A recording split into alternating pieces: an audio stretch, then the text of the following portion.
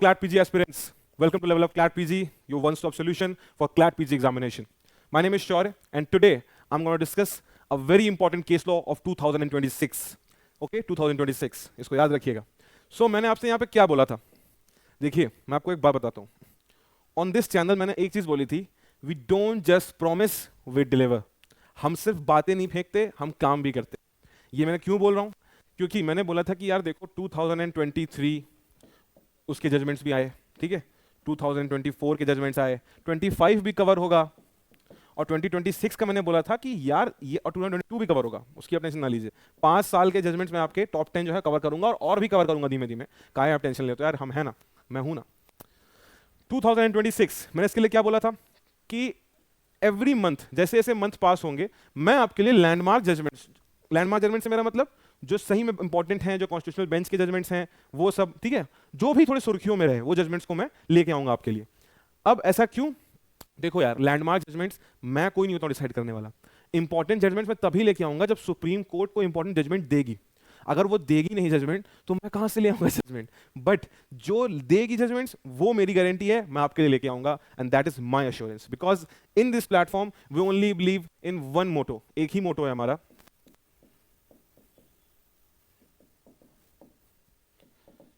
Content is king. मेरा कोई point नहीं है मैं आपको डेली डेली खूब सारा पढ़ाता रहूं, अलग अलग टाइप की चीजें, हर जजमेंट पढ़ा दूं, कोई पॉइंट भाई पढ़ाने को पढ़ा दूं मैं, पर मेरे हिसाब से मैं वही कंटेंट लेके आऊंगा जिस पे मुझे भरोसा है, जो सही है, वही बात आपको पता चलेगी. कोई भी झूठ मैं आपसे इस पूरे प्लेटफॉर्म पे एक भी झूठ मैं आपसे नहीं बोलने वाला. In fact we have planned a lot of stuff for you guys. Please subscribe to the channel. बहुत एफर्ट लगता है हमारी तरफ से भी, आपके लिए कर रहे हैं, तो प्लीज सब्सक्राइब करिए चैनल को. और आपके लिए काफी सारे कंटेंट और काफी सारे अलग से टेस्टिमोनियल्स भी हम लोगों ने लाइनअप किए हैं, अलग अलग पॉडकास्ट वगैरह सब कुछ आने वाला है. So please be tuned with level up and thank you for watching. अगर आप देख रहे हैं, ठीक है, आई जेन्युइनली मीन इट.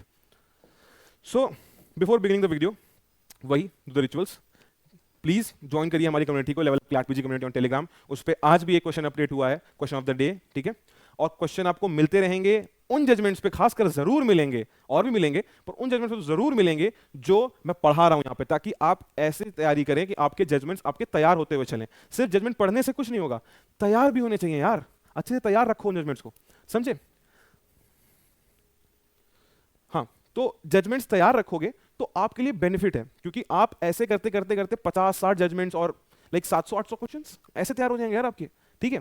तो ये मैं ये नहीं कह रहा हूं इससे पूरा सब कुछ हो गया आपका. देखो यार, क्लैट पीजी को क्रैक करने के ना कुछ मंत्राज हैं जो मेरे लिए काम किए, आपके लिए भाई सबके लिए काम करते हैं जनरली, पर हाँ अगर करते हो तो बहुत बेनिफिट मिलेगी. मैं ये नहीं कह रहा आपको टॉप इन एलयू मिल जाएगा, पर पक्का पक्का आप क्रैक तो करोगे इस एग्जाम को अगर ये फॉलो करते हो. एक मिनट.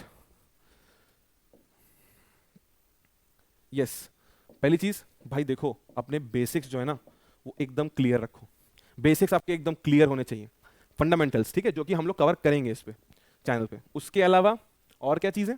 आपके केसेस और क्या क्वेश्चंस. बस इन्हीं को आपको शफल करना है, परमुटेशन कॉम्बिनेशन बनाते रहना इनका. इन 3 चीजों को आप कवर कर लेते हो यार, आराम से क्रैक होगा एग्जामिनेशन. क्यों नहीं होगा? दुनिया भर कर रही है, आप में क्या स्पेशल है कि आप नहीं करोगे यार? करोगे. तो ये 3 चीजों को लेके हमको चलना है, और ये 3 चीजें मैं आपको एश्योरेंस दे रहा हूं इस प्लेटफॉर्म पे आती रहेंगी till the date of exam and even after the exam. मैं आपको एश्योरेंस देता हूं कि आपको ओलेट्स के लिए भी मैं पढ़ाऊंगा, ठीक है, क्योंकि क्लैट पीजी खत्म होने से लॉ की जर्नी, आपकी जो लॉ की क्वेस्ट है वो खत्म नहीं हो जाती, वो चलती रहेगी. तो हम ओलेट्स पे टारगेट करेंगे, ठीक है. आपको एलएलएम करना है, आप जरूर करेंगे. और कहां से और कर सकते हैं? प्लीज भाई वीडियो देखो, प्लान बी कॉलेजेस, आपको समझ में आ जाएगा और कौन से कॉलेजेस होते हैं, ठीक है. तो चलो, आज का जजमेंट, आज का जो हमारा इंपॉर्टेंट जजमेंट है, that is doctor Jaya Thakur versus union of India and others 2026. This was a judgment which was delivered on, I guess, 9th of January 2026. मैंने जनवरी का मंथ देखा, उसमें मुझे ये दिखा, तो मुझे बहुत इंपॉर्टेंट जजमेंट लगा, तो मैंने कहा चलो यार इस पे बात कीजिए. तो आज हम लोग किस टॉपिक बात करने वाले हैं यार? 2018 में ना एक मूवी आई थी, मैं क्लास 12th में था, एक मूवी आई थी, if I am not wrong, 2018 में आई थी, पैडमैन, ठीक है. It was a movie which made you aware about the menstrual hygiene as well as the even the process of menstruation जो होता है विमेन में, ठीक है. तो क्योंकि अब इस पे आप कहोगे कि सर वी नो इट, भाई आपको लगता, भाई अगर आपको पता है तो बहुत अच्छी बात है, पर अभी भी in rural societies, in backward places बहुत लोगों को नहीं पता है इसके बारे में, and this is a shame कि आज हम लोग 2026 में आ गए अभी भी लोगों को नहीं पता है। तो भाई ये जजमेंट किसका था? This very beautiful judgement was given by justice J B Pardiwala sir and justice R Mahadevan sir. ठीक है, तो ये डिवीजन बेंच थी, इनका जजमेंट क्या था, क्या से कैसे सारे इवेंट्स अनफोल्ड हुए आपको पता है। इस पर जब मैं जजमेंट्स कवर करता हूँ तो मैं सारे के सारे क्रोनोलॉजी को, धागे को खोल देता हूँ और क्रोनोलॉजी के साथ आपको बताता हूँ कि क्या हुआ और कैसे ये चीजें इंपॉर्टेंट हैं, ठीक है, क्या इसका इंपैक्ट होगा। चलो आ जाते हैं भाई, पहली चीज तो आप लोगों को समझनी पड़ेगी यहाँ पे बैकग्राउंड और फैक्ट्स के बारे में। ठीक है, अगर आपको वीडियो ठीक लगते हैं तो प्लीज यार एक लाइक कर देना, मेरा थोड़ा मनोबल बढ़ जाएगा, और कुछ नहीं मुझे चाहिए आप लोगों से। ठीक है, तो हम लोग यहां बात कर रहे हैं पिटिशनर की। पिटिशनर कौन था? पिटिशनर थी एक डॉक्टर, डॉक्टर जया ठाकुर। तो डॉक्टर जया ठाकुर थी, she was a social right activist and a doctor by profession. ठीक है, वो एनजीओ के लिए भी काम करती थी और भी कई सारी नोबल एक्टिविटीज करती थी वो। तो अब क्या हुआ, उन्होंने ना एक पीआईएल फाइल करी। पीआईएल कैसे फाइल करी? पीआईएल को सबको पता हो, पब्लिक इंटरेस्ट लिटिगेशन। किसका ब्रेन चाइल्ड है प्लीज कमेंट बताना, अगर तुम नहीं पता है आपको तो भाई PN Bhagwati sir and Krishna Iyer sir, ताकि एक ग्राउंड रूट लेवल पे भी इंसान अपनी बात रख सके in front of supreme court. ठीक है, तो उनके साथ हुआ क्या, उन्होंने पीआईएल फाइल करी अंडर आर्टिकल 32। अब होता क्या है आर्टिकल 32, क्या होता है प्लीज बताइएगा, और क्या कहा जाता है उसको, उनको उसको बी आर अम्बेडकर ने क्या कहा था प्लीज वो भी बताइएगा कमेंट सेक्शन में। ठीक है, अब आगे आते हैं। तो इन्होंने एक चीज देखी, कि कई सारी अडोलसेंट गर्ल्स, अडोलसेंट से मेरा मतलब क्या है, अडोलसेंट से मेरा मतलब 16 साल 17 साल, ठीक है, 15 साल, इस एज की गर्ल जो है स्कूल से ड्रॉप आउट हो रही हैं। अपना एजुकेशन जो कि एक इंपॉर्टेंट चीज है उनकी लाइफ का, जो उनका राइट टू लाइफ का पार्ट है, RTE, right to education, article 21A 86th amendment, समझे, वो उनकी जिंदगी का इतना इंपॉर्टेंट पार्ट है, वो वही पूरा नहीं कर पा रही हैं। तो उन्होंने रीजन देखा, क्या है वो रीजन जिस वजह से ऐसा हो रहा है। तो उन्होंने ये चीज जब देखी तो एक रीजन था, वो रीजन जो है बहुत ही वाहियात रीजन था, प्रॉब्लम थी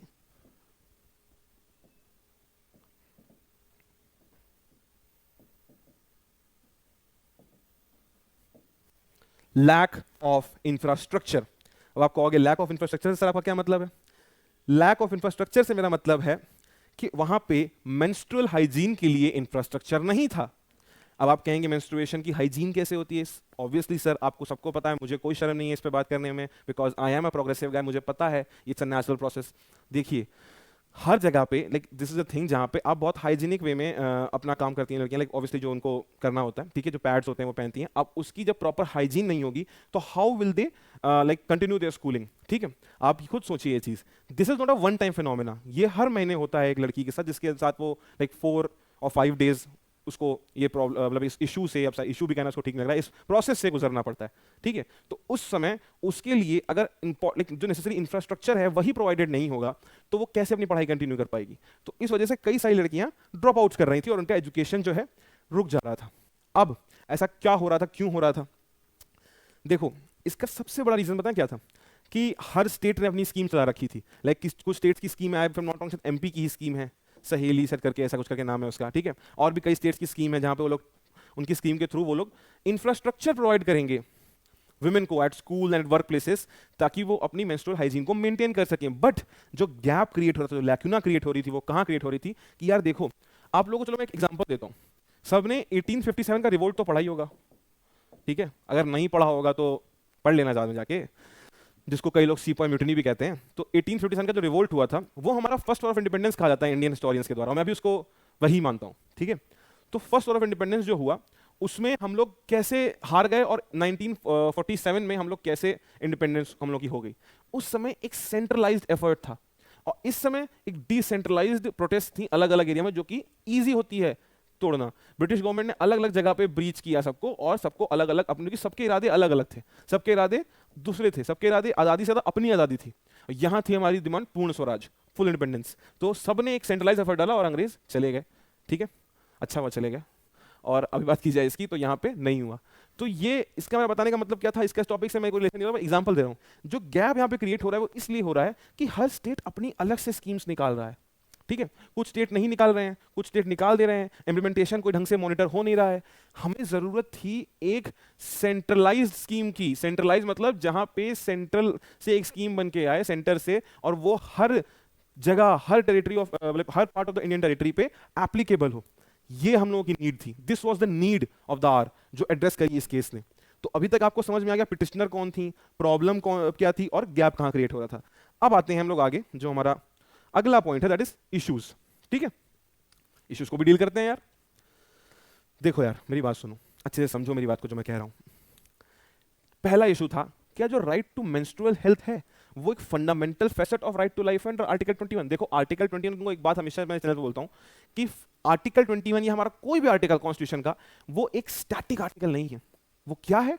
वो एक बहुत ज्यादा मतलब ग्रोइंग आर्टिकल है, डायनेमिक आर्टिकल है। क्यों? क्योंकि हमारा कॉन्स्टिट्यूशन एक कॉन्स्टिट्यूशनलिज्म के डॉक्ट्रिन को फॉलो करता है। हमारा कॉन्स्टिट्यूशन ग्रोइंग है, वो स्टैटिक नहीं है। तो हर तरीके से राइट टू लाइफ आर्टिकल 21 में आता है, वी नो इट। आर्टिकल 21 में राइट टू लाइफ आता है, बट राइट टू लाइफ क्या है? उसके अंदर राइट टू क्लीन एनवायरमेंट जुड़ा, राइट टू लिवलीहुड जुड़ा, भाई सुभाष कुमार से आ गए थे, क्लीन एनवायरमेंट जुड़ा, लिवलीहुड ओल्गा टेलिस से जुड़ा, स्लीप जुड़ा रामलीला मैदान से, हेल्थ जुड़ा परमानंद कटारा से। ठीक है, बहुत सारे केस हैं, अरेस्ट का फ्रीडम फ्रॉम अरेस्ट जुड़ा डी.के. वासु वगैरह से। तो ऐसे ऐसे ऐसे करके कई सारे फैसेट जुड़ते गए। तो ये जो बोल रहा था, ये जो केस का मेन था कि क्या हम एक फैसेट और जोड़ सकते हैं आर्टिकल 21 में, that is right to menstrual health. दूसरा, whether the lack of hygiene management in schools constitutes a barrier to education। ठीक है, under the right to education act 21A। देखो राइट टू एजुकेशन जो है आपको पता है 21A में हमारा फंडामेंटल राइट होता है आफ्टर 86th अमेंडमेंट 2002। 86 अमेंडमेंट से ये चीज हुई थी। ठीक है, बट अब अगर हम बोलते हैं कि क्या ये जो लैक ऑफ हाइजीन मैनेजमेंट और इंफ्रास्ट्रक्चर की लैक है, क्या वो बैरियर टू एजुकेशन बन रहा है? देखो यार आप लोग मेरी बात सुनो, ऐसे आई एम अ गाय, तो मैं फील नहीं कर सकता, एक्सपीरियंस नहीं कर सकता, but I know it because मैं I have been with women. ठीक है, तो आई नो इट, मैं आई हैव सीन वुमेन। ठीक है, तो मुझे पता है, मेरे काफी सारी दोस्त हैं अलग, जो मुझे पता है, मुझे सब कुछ पता है। लेकिन क्या पता है मुझे कि यार देखो ये एक नेचुरल फिनोमेना है, ये हर इंसान के साथ, लाइक हर फीमेल के साथ होता है, एंड आपको मालूम भी नहीं पड़ेगा कि उनके लिए इतना नॉर्मल है ये। बट क्या ये कहीं से भी सही है कि आप उनको एक प्रॉपर इंफ्रास्ट्रक्चर भी ना दें जहां पे वो वर्क कर रही हैं? देखिए हम लोगों के लिए, like for people like guys, आप आराम से क्या कहते हैं, क्लास जाते हो, एग्जाम देते हो, वापस आ जाते हो, आपकी जिंदगी में कोई ऐसा दिक्कत नहीं है। बट विमेन आपको इसको साथ, like this is a thing जो वो चेंज नहीं कर सकती, and they have to deal with it and with this process going on, and they have to carry on with their life. So ऐसे समय में जो सही चीज, मतलब एक तरीके से जो अपनी तरीके से काम कर सकती है एक सरकार या एक इंफ्रास्ट्रक्चर, बेसिकली एक ऑर्गेनाइजेशन, कि वो इनको एक प्रॉपर इंफ्रास्ट्रक्चर तो दे ही दे यार, कि वो अपना जो भी हाइजीन है वो मेंटेन कर सकें। ठीक है, तो अगर ये भी वो नहीं देगी सरकार, मतलब ऑर्गेनाइजेशन या सरकार, तो यार वो किस बेसिस पे अपना काम आगे कर पाएंगी और फिर आगे अपना बेसिकली हाइजीन मेंटेन कर पाएंगी, अपने डेली टास्क को कंटिन्यू कर पाएंगी? तो इस वजह से क्या जो ये इंफ्रास्ट्रक्चर नहीं है, उस वजह से जो लड़कियां ड्रॉप आउट्स कर रही हैं, क्या यही रीजन है कि वो इंफ्रास्ट्रक्चर ना होना, कि वो एक एजुकेशन में बैरियर बनता जा रहा है, उनका article 21A right to education violate हो रहा है? ठीक है, मैं हर एक इशू इसलिए समझा रहा हूँ कि आप समझते जाओ, इसको कहानी की तरह थोड़ा सा पढ़ो, कि समझो पहले तो कि क्या मैटर है, फिर तो हम आएंगे डिसीजन पे यार। क्योंकि सिर्फ तुम ऐसे भाई करना चाहो तो ऐसे ऐसे करके भाई यूट्यूब पे स्किप करते जाओ, पढ़ लो भाई डिसीजन। पर मेरे हिसाब से पहले आपको थोड़ा समझना चाहिए केस को। उसके बाद whether the state is constitutionally mandated to provide free sanitary napkins to overcome gender specific disadvantages। gender specific disadvantages मतलब मैं जो भी बोल रहा था, एक आदमी जो नहीं समझ सकता जो एक औरत समझ सकती है, एक जेंडर स्पेसिफिक डिसएडवांटेज जो उनके साथ क्रिएट हो रहा है। देखो आज के समय में भी बहुत सारा स्टिग्मा है इस चीज़ की तरफ। ठीक है, आज भी समय में आप कभी भी कोई लाइक सैनिटरी पैड खरीदने जाएंगे किसी लोकल वेंडर के पास, लाइक मैं यूपी में रहता हूँ, हमको तो पता ही है, it will like provided in a black napkin. ठीक है, ब्लैक लाइक पेपर में, कि कोई देख ना ले। क्या यार बॉम्ब लेके जा रही है कोई लड़की को देख नहीं लेगा क्या? मतलब ये किस टाइप की मेंटालिटी है? मतलब ऑर्थोडॉक्स, अगर ऑर्थोडॉक्स इंडेक्स बने तो यूपी टॉप करेगा भाई ये मेरा ओपिनियन है। बाकी इसमें बोला क्या गया था कि अगर एक स्टेट जो है, क्या वो स्टेट से मेरा मतलब, यहाँ पे स्टेट से मेरा मतलब कोई स्टेट नहीं, स्टेट से मेरा मतलब union, the government, the state.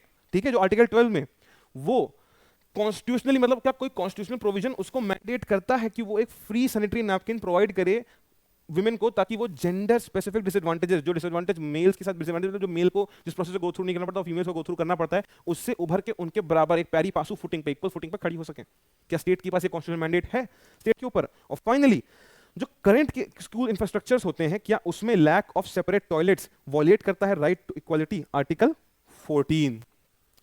देखो स्कूल्स में सेपरेट टॉयलेट अगर नहीं है, जिसमें एक ही टॉयलेट है भाई, जहाँ पे मेल्स भी जा रहे हैं फीमेल्स भी जा रहे हैं, तो फीमेल्स वहाँ कैसे जाके अपना हाइजीन मेंटेन कर पाएंगी? क्या वो राइट टू इक्वालिटी को वायलेट कर रहा है? क्योंकि भाई स्कूल्स में ये नहीं हो तो ऑब्वियसली मेरे हिसाब से तो बिल्कुल वायलेट कर रहा है यार। फीमेल्स और मेल्स का टॉयलेट एक जैसा कब से होने लगा? अलग होना चाहिए ना। Like genders are different, toilet तो भाई उनके रिक्वायरमेंट्स भी डिफरेंट है ना। तो ऑब्वियसली जहाँ पे नहीं प्रोवाइडेड है, क्या वो राइट टू इक्वालिटी को वायलेट कर रहा है? ये चार इसके मेन स्ट्रीम इश्यूज थे। मैंने बहुत टाइम लगा कि इशू समझा कि आप लोग समझ जाओ कि केस का पूरा देखो बैकग्राउंड इनफैक्ट बहुत ज्यादा नहीं थे, बस एक पीआईएल थी। पर जो इशू था वो मैं कैसे समझाऊंगा आप लोगों को, पूरा बैकग्राउंड कैसे समझाऊंगा? क्योंकि आप देखो समय से कितना ऑर्थो मतलब कितना स्टिग्मा है और कितनी प्रॉब्लमेटिक चीजें हैं और कितना प्रॉब्लम एक लड़की को झेलनी पड़ती है जो किसी गांव वगैरह में स्कूल जाती है, 15-16 साल की लड़की। तो वो इशू से आपको समझा सकता था मैं। अब आ जाते हैं आर्ग्यूमेंट्स पे, ठीक है? चलो यार, चलो यार, एक एक करके अब आर्ग्यूमेंट्स को हम लोग अच्छे से समझेंगे कि क्या आर्ग्यूमेंट्स दिए गए, क्या इश्यूज थे। इश्यूज तो हम लोग समझ गए। आर्ग्यूमेंट, आर्ग्यूमेंट ने क्या बोला? आर्ग्यूमेंट ने पहली चीज जो बोली गई वो बोली गई कि यार इन्होंने बोली एक डॉक्ट्रिन को रिटरेट किया। इन्होंने बोला there is a doctrine known as doctrine of substantive equality. Substantive equality से मेरा मतलब समझ रहे हैं आप? सब्सटैंटिव इक्वालिटी से मेरा मतलब है कि स्टेट को देखो यार, एक होती है प्लेन इक्वालिटी। प्लेन इक्वालिटी मतलब कि आप बस इक्वालिटी लिखो, ठीक है, और आप बोल दो बॉयज और गर्ल्स इक्वल है, तो इस हिसाब से अगर दोनों का एक टॉयलेट है तो कोई दिक्कत नहीं यार, बिल्कुल नहीं। पर सब्सटैंटिव इक्वालिटी का कंसेप्ट इस कंसेप्ट को मॉडिफाई करता है। कैसे मॉडिफाई करता है?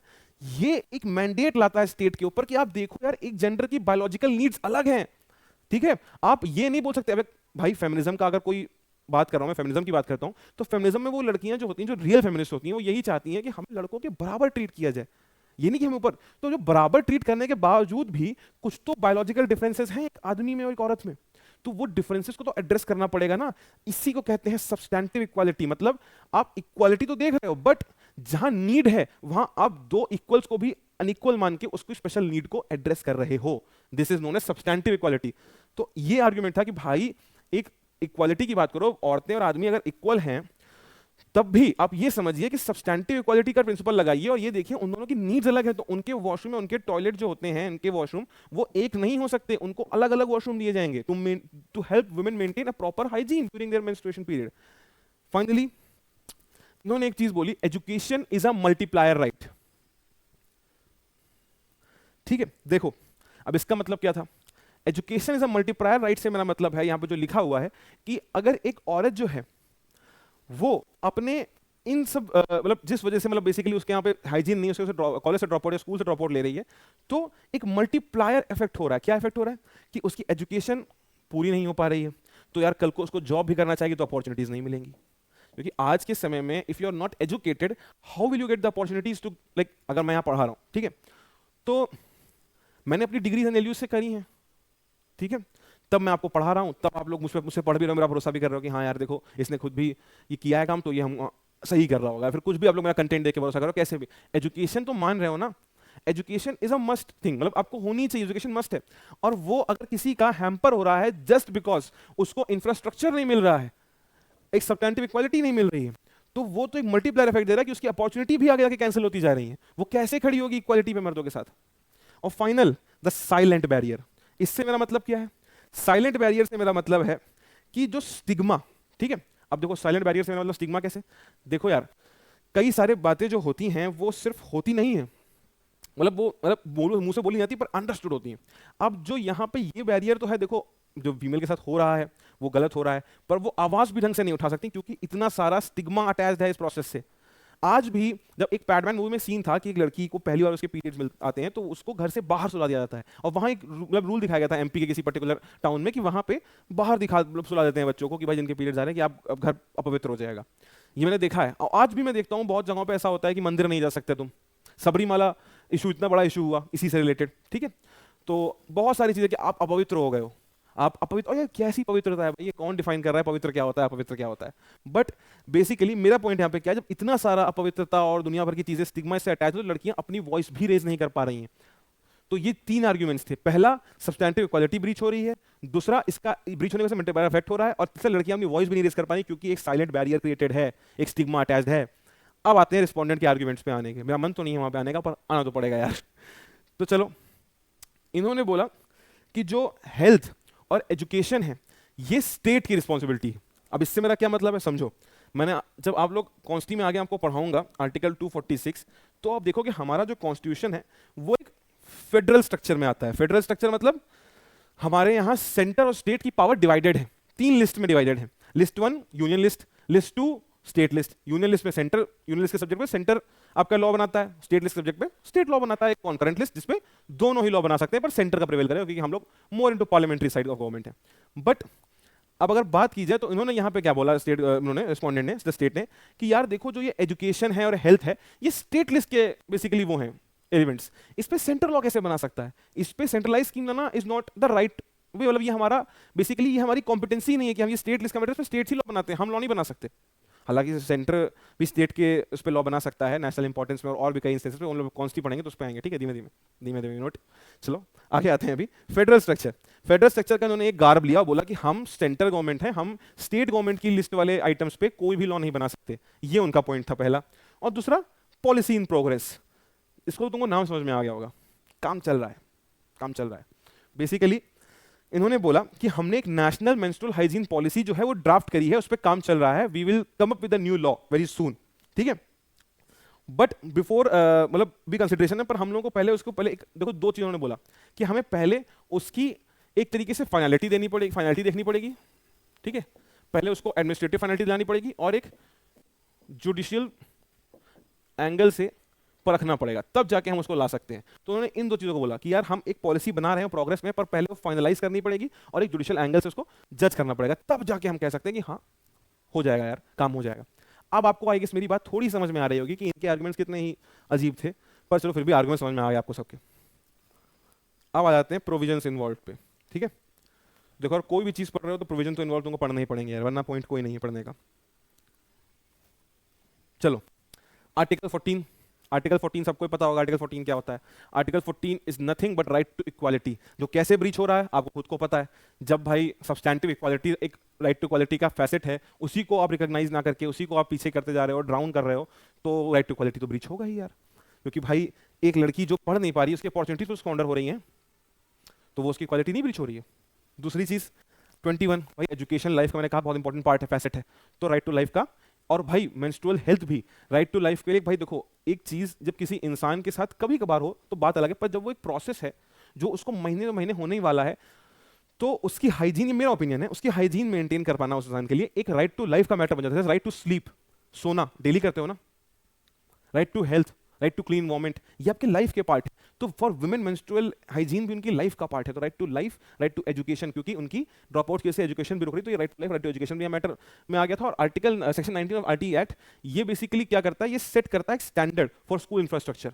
इसका वोलेशन भी हुआ था कि भाई आपके यहाँ लड़का लड़की को अगर एक ही टॉयलेट में भेजा जा रहा है, तो ये बेसिकली स्कूल का infrastructure up to the mark नहीं है, जैसे आपसे आपको ग्रांट्स और फंड्स मिल रहे हैं, तो इसका वोलेशन भी हुआ था। तो ये 4 राइट्स का वोलेशन यहाँ पे दिखाया गया था। आपको समझ में आ गया, अगर आपने वीडियो अब तक ध्यान से देखी है तो आपको समझ में आ गया होगा मैं किसकी बात कर रहा हूं। डिसीजन, भाई देखो डिसीजन बहुत ही बेहतरीन था इसका, पहले मैं पेन बना लूं, ठीक है। चलो डिसीजन पे आते हैं। डिसीजन को बहुत अच्छे से समझते हैं, बहुत इंपॉर्टेंट डिसीजन था, ठीक है। तो पहले तो सुप्रीम कोर्ट ने वो बात बोली जो बोलनी भी जरूरी थी। सुप्रीम कोर्ट ने बोला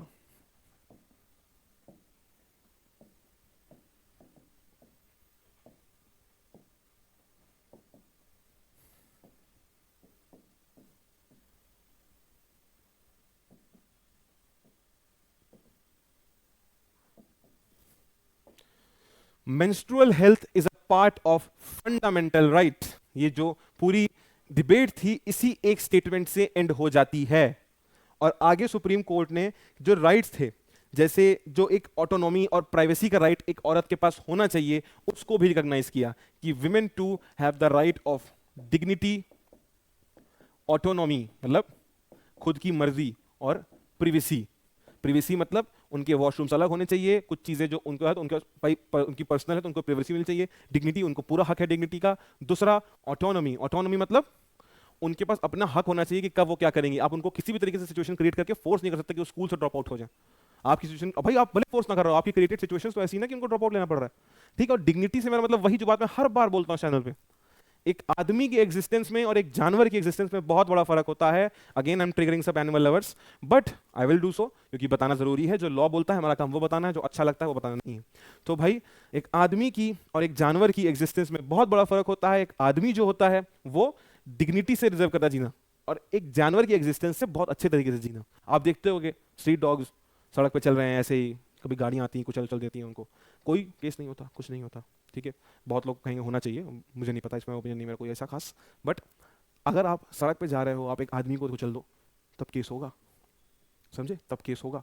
तो यही बात है, डिग्निटी, जो डिग्निटी है वो एक औरत की प्रिजर्व होनी चाहिए, उसकी ऑटोनॉमी होनी चाहिए कि वो क्या करे, प्राइवेसी होनी चाहिए। इन राइट्स को रिकॉग्नाइज किया गया। उसके अलावा एक चीज, उन्होंने कुछ मैंडेटरी इंफ्रास्ट्रक्चर बताए। मैंडेटरी इंफ्रास्ट्रक्चर मतलब क्या, बताता हूं रुको।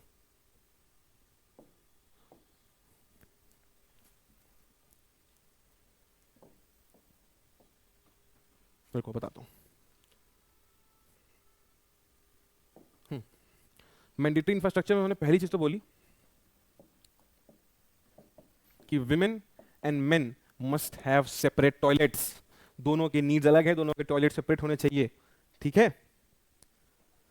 और उन्होंने एक चीज और जो है टर्म करी अपने जजमेंट में, एक MHM कॉर्नर्स। स्कूल में MHM कॉर्नर्स होने चाहिए। MHM कॉर्नर्स मतलब कोई मोमो की दुकान नहीं है, मेंस्ट्रुअल हेल्थ मैनेजमेंट कॉर्नर्स, समझे। जहां पे वो क्या करें, जहां पे वो मेंस्ट्रुअल हेल्थ की सामान वगैरह, जैसे मान लो जो भी पैड्स वगैरह होते हैं, एक मिनट, और क्या कहते हैं बेसिकली, हाँ वहाँ पे सब पैड्स और डिस्पोजल बैग्स और जो भी चीज़ें होती हैं वो अपना वहाँ पे रख सकते हैं, ताकि किसी भी वुमेन को फोर्स ना होना पड़े कि यार उसको अब स्कूल छोड़ना पड़ेगा या जाना पड़ेगा उस दिन मान लो घर, क्योंकि भाई सामान ही नहीं है वहाँ पे, ठीक है। हर किसी के लिए एजुकेशन फ्रेंडली होनी चाहिए, ताकि स्कूल एक ऐसा प्लेस होना चाहिए जहाँ पे सब्सटैंटिव इक्वालिटी हो, चाहे वो औरत हो चाहे वो आदमी हो, सबके लिए इक्वल अपॉर्चुनिटी होनी चाहिए फॉर स्टडिंग, ठीक है, फॉर एजुकेशन। उसके अलावा एक चीज़ और बोली गई कि यार फंड प्रोवाइड किया जाए और हर जगह पे वेंडिंग मशीन लगाई जाए। वेंडिंग मशीन देखते हो ना, कोक वगैरह की होती है एयरपोर्ट्स वगैरह पे, ठीक है, स्नैक्स की होती है। हमारे लखनऊ में जैसे आप, कौन सी जगह है यार वो, चटोरी गली तो वहाँ जाओ तो आपको मिलती है वेंडिंग मशीन वगैरह, प्रोटीन बार्स वगैरह होते हैं उसके अंदर, लॉट ऑफ थिंग्स, ठीक है। तो वेंडिंग मशीन वगैरह लगनी चाहिए। तो एक वेंडिंग मशीन लगनी चाहिए हर स्कूल में, जहाँ पे आप पैसे दे के लड़कियाँ सैनिटरी पैड खरीद सकें, ठीक है। एक नेशनल पॉलिसी की डिमांड की गई। नेशनल पॉलिसी की डिमांड मतलब एक नेशनल मेंस्ट्रुअल हेल्थ पॉलिसी, एक रोबस्ट पॉलिसी, जितनी जल्दी हो सके उतनी जल्दी बनाई जाए, ऐसा कोर्ट ने डायरेक्शन दिया। उसके अलावा free distribution of sanitary pads and all the required things of a girl, जो उसको चाहिए होता है during her period of menstruation, ठीक है। ये टाइप की चीजें कहते हैं, ये भी एक बहुत बड़ी गाइडलाइन थी, ठीक है। और ये बायोडिग्रेडेबल सैनिटरी नैपकिन की बात की गई थी कि भाई थोड़ा इन्वायरमेंट फ्रेंडली भी होना चाहिए, ठीक है।